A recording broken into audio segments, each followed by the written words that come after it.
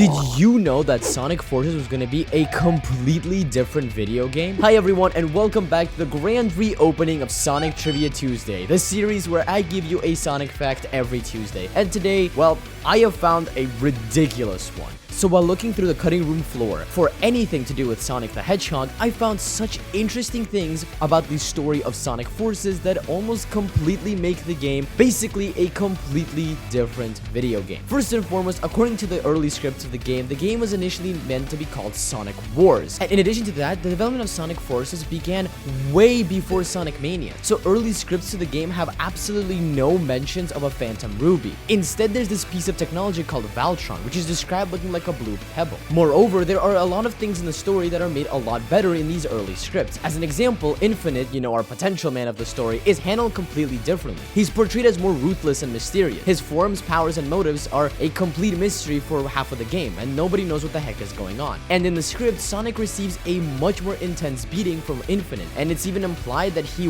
warps space to nearly kill Sonic, which is kind of ridiculous. The script also predates any plans for Episode Shadow, meaning Infinite's backstory is completely different here. It's implied that Eggman invented him to only test the Voltron. And it's crazy because there are other things that are just ridiculous about this game. Instead of being banished to space like he is in the actual game, Sonic was in the script deliberately held hostage in an asteroid near the Death Egg, and Eggman's plan was to humiliate Sonic by conquering the world first, then killing him after his spirit had been broken down, which is kind of ridiculous. Sonic breaking out of the prison was obviously also meant to be a much larger battle, and he was actually supposed to have some effects of the torture that Eggman has been putting through. The amount of stuff here is honestly inspiring me to create a beta of Sonic Forces video. But to end off the Sonic Trivia Tuesday and give you one last fact, in the end of the game, Eggman was to merge with the Valtron with the colossal Death Egg robot, and from there create virtual copies of Nephilis the Dark that were supposed to appear in Eggman's armies along with Shadow, Chaos Zeros, Metal Sonic, Zavox, and Infinites. And